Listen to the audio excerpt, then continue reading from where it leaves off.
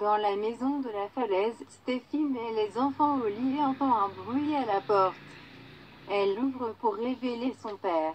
Ridge a reçu son texto et lui demande pourquoi elle n'est pas en voyage d'affaires. Elle a annulé. Ridge suppose qu'elle sait qu'Eric et Quinn se sont réunis à ce moment-là. Steffi soupire comme si la journée pouvait empirer.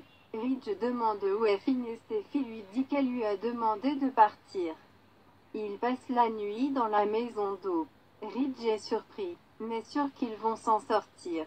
Steffi explique que c'est mauvais, il s'agit de Sheila. Paris tombe sur Finn torse nu dans la maison d'hôte et apprend que Steffi lui a demandé un peu d'espace. Elle veut savoir s'ils se sont battus. Ils ne se disputent jamais. Finn explique que c'était pire. Il a brisé sa confiance. Paris apprend que Steffi est tombée sur Sheila Tenaille et laisse échapper. Non. T'es sérieuse? Elle le rassure. Il ne voulait pas de mal, mais convient que Steffi a le droit d'être fou. Finn soupire, elle était tellement déçue de lui. Paris lui dit de ne pas s'en vouloir. Mais il continue de revenir sur sa parole à Steffi. Paris théorise qu'il n'a pas demandé à être le fils biologique de Sheila Carter. C'est un mystère et Paris comprend pourquoi ils se sont liés à elle. Au domaine Forrester, Quinn suggère à Eric de se pelotonner et de regarder un film, mais d'abord il savait nager. Eric obtiendra un maillot de bain. Mais Quinn l'arrête, tout ce dont ils ont besoin est un pichet de martini. Eric convient que cela pourrait aider leur cause. Quinn espère qu'ils feront une percée ce soir. Eric apprécie qu'elle essaie d'aider. Quinn aurait aimé se confier à elle plus tôt. Il n'était pas prêt. Eric a parlé à des médecins et des thérapeutes et ne voit pas de solution à l'horizon. Quinn l'exhorte à ne pas parler, juste à la laisser l'aimer. Ils s'embrassent et Quinn lui assure qu'il l'a comblé dans le passé et elle est certaine qu'il le fera à nouveau. Après s'être encore embrassés, Quinn suggère qu'ils prennent les choses lentement. Mais Eric ne peut tout simplement pas. Cela fait des mois sans amélioration. Quinn veut essayer et lui assure qu'il n'y a pas de pression ou d'attente. Ils s'embrassent à nouveau. Mais Eric s'éloigne, frustré. Je ne peux pas te satisfaire. Quinn proteste mais Eric aboie qu'il ne peut pas lui faire ça. Elle est piégée là-bas sans épanouissement sexuel. Tu devrais y aller. Quinn lui assure qu'il est aussi beau et sexy qu'il l'a toujours été avec elle et que rien ne changera ça.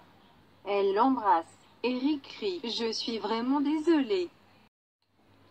Dans la maison d'hôte, Finn explique à Paris qu'il faisait confiance à son père, qu'il ne le dirige jamais mal. Il regrette de s'être effondré et souhaite avoir dit non et avoir dit à Sheila de partir.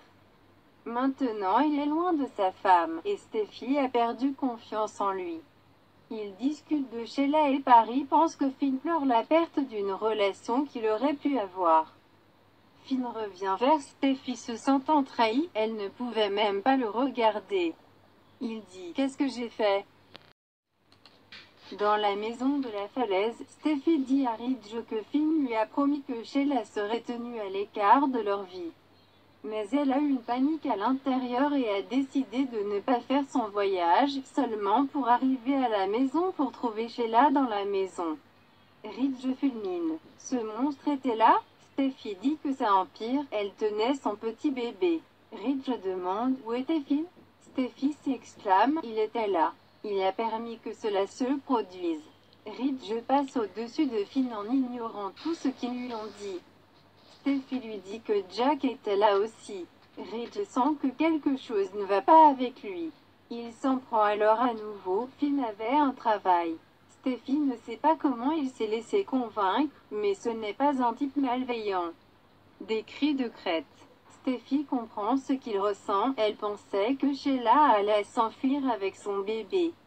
Elle essaie de rester forte, mais elle déteste que Sheila soit la mère de Finn. Son ADN est en lui et son fils. Steffi dit, elle ne sait pas quoi faire. Elle a l'impression de perdre la tête. Ridge tient sa fille.